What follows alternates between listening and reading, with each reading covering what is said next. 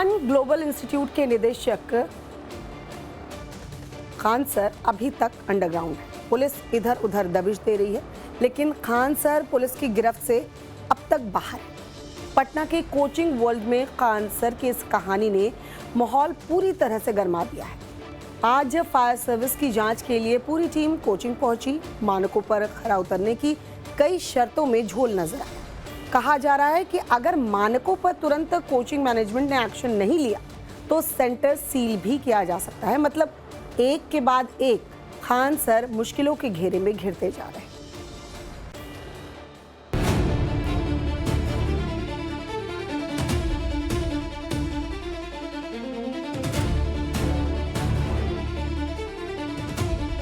मुसीबत की फितरत है, जब वो आती है तो हर दरवाजे से आती है।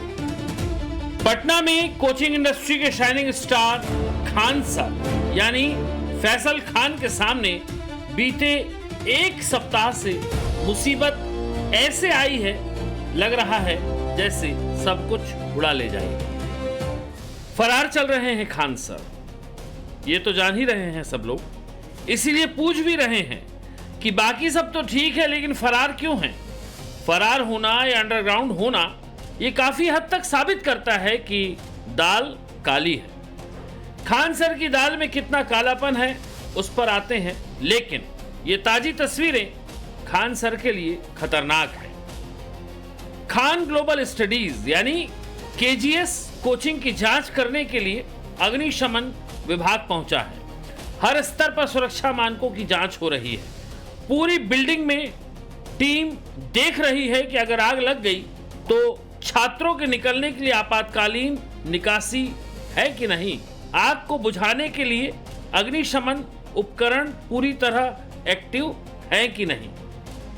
जो फिक्स फायर फाइटिंग सिस्टम है उस पर अभी बहुत प्रगतिजनक संतोषप्रद कार्य नहीं। हम लोगों ने 25 मई को जांच किया था।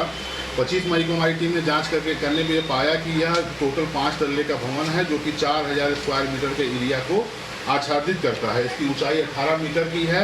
इसमें जो बिहार अग्निशमन सेवा अधिनियम और बिहार अग्निशमन सेवा नियमावली के तहत जो इसमें कार्रवाई होनी चाहिए थी वो पूर्ण नहीं हुई थी। जैसे कि इसमें मात्र एक ही सीढ़ी पाई गई है। इसके अलावा इस भवन में कुछ फायर एक्सटिंग्विशर लगाने का हम लोगों ने सुझाव दिया हुआ है। इस भवन में automatic detection and automatic sprinkler system नहीं पाया गया है। इसके अलावा इस भवन में यार्ड हाइड्रेटिंग सिस्टम, वेटराइजर सिस्टम, भूमिगत जल टैंक 1.5 लाख लीटर का पंप हाउस के साथ कराने का हम लोगों ने सुझाव दिया हुआ है। कितने दिन का आपने इनको मोहलत दी है? 31 मई को हम लोगों ने इनको नोटिस निर्गत कर दिया है, E1 नोटिस निर्गत कर दिया है, जिसमें उसमें हम लोगों ने इनको 15 दिनों का समय दिया हुआ है। मतलब ये निरीक्षण औचक नहीं हो रहा है, बल्कि मई महीने की 25 तारीख को भी टीम आई थी और चेतावनी देकर गई थी, क्योंकि विभाग को कई मामलों में लूप होल दिखाई दे रहे हैं। क्योंकि इस बार खान सर का सिस्टम बिगड़ा हुआ दिखाई दे रहा है और हमने पहले ही कहा था कि मुसीबत आती है तो 10 दरवाजों से आती है। कहीं ऐसा ना हो कि फैजल सर की कोचिंग पर ताला लग जाए, लापरवाही के चलते कहीं सील न कर दी जाए ये कोचिंग। यदि अनुपालन नहीं होगा तो निश्चित रूप से सील की कार्रवाई होगी। यथाविधि प्रक्रिया और प्रावधानों के तहत सील की कार्रवाई की जाएगी। उसमें किसी स्तर पर चूक नहीं होने जा रही है, क्योंकि हजारों बच्चे पढ़ते हैं। किसी भी स्तर पर चूक नहीं होने जा रही है। निश्चित रूप से कार्रवाई होगी। जो भी कानून का पालन नहीं करेंगे, नियमों का पालन नहीं करेंगे, उनके विरुद्ध सख्ती से कार्रवाई की जाएगी। फायर से संबंधित जो त्रुटि पाई गई है यथा जो है तो फिक्स फायर फाइटिंग का जो कमियां हैं और जो ऑक्यूपेंसी है बच्चों का जो है उस पर कुछ कमियां पाई गई है। जो यदि वे उसका मिर्च कर देते हैं तो कोई बात नहीं है। यदि हम पालन नहीं करते हैं तो वहाँ के जो संबंधित अग्निशमन पदाधिकारी हैं और यहाँ के जो जिला अग्निशमन पदाधिकारी श्री रितेश पांडे जी हैं, वे लगातार इस पर काम कर रहे हैं। और हमारा मुख्य उद्देश्य है कि अनुपालन सुनिश्चित कराएं। हम लोग का उद्देश्य ये नहीं है कि किसी प्रकार की कोई ट्रबल डले। हम लोग का मुख्य उद्देश्य है कि अनुपालन किया जाए ताकि आम जनों की क्षति को रोका जा सके। बीते 3 दिन से पुलिस खान सर को खोज भी रही है। कोचिंग क्लास भी पहुंची थी पुलिस। इसी ग्लोबल स्टडीज में कमरों की तलाशी भी ली, इस आशंका में कि कहीं फैसल खान 5 मंजिला कोचिंग के किसी कमरे में छिपे तो नहीं है, लेकिन मिले नहीं। पूरे पटना और बिहार में खान सर वायरल हैं। ये पहली बार ही हुआ है कि खान सर को अंडरग्राउंड रहना पड़ रहा है, वरना खान सर ने अब तक खुद को देश दुनिया के सामने चौड़े से ही पेश किया है। कल से कोर्ट में खान सर के सरेंडर करने की चर्चा तेज है, लेकिन शनिवार क्या रविवार भी निकल गया, सरेंडर नहीं हुआ। इनफैक्ट 2 दिन से सरेंडर की खबरें चल रही हैं, लेकिन अब पुलिस के सामने फैसल खान यानी खान सर की गिरफ्तारी की चुनौती है। उसमें नॉन बेलेबल ऑफेंस 109 ही लगाया गया है। बीएनएस का जो नया सेक्शन है, कॉरस्पॉन्डिंग सेक्शन 307 है,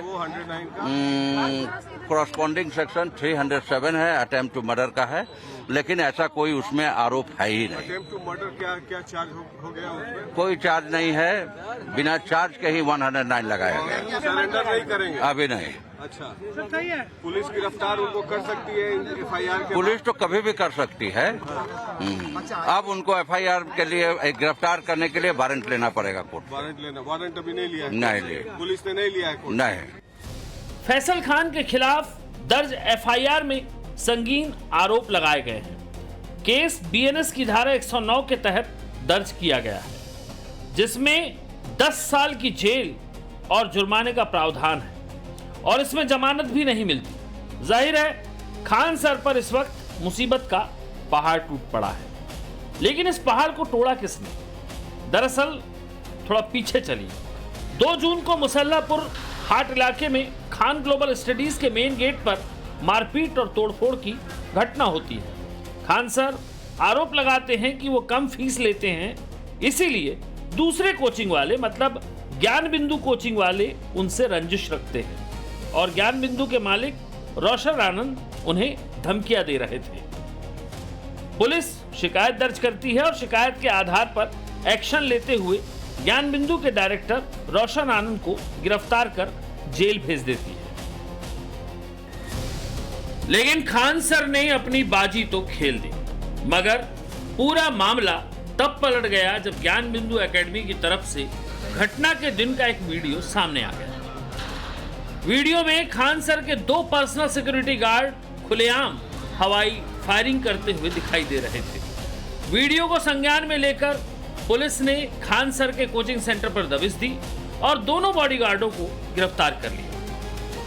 पूछताछ में दोनों गार्ड्स ने कबूल भी किया कि उन्होंने फैसल खान यानी खान सर के कहने पर ही गोलियां चलाई थी। बस यहीं से खान सर पर मुसीबत का पहाड़ टूट पड़ा और गैर जमानती धाराओं के तहत केस दर्ज किया गया, और अब खान सर भागे भागे फिर रहे हैं।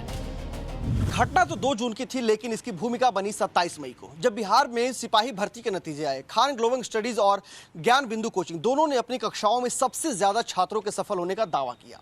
दोनों ने सफल छात्रों के सम्मान में समारोह आयोजित किए और दोनों ने अपने वर्चस्व को ज्यादा दिखाने के लिए इलाके में बढ़ चढ़कर पोस्टर और बैनर लगाए।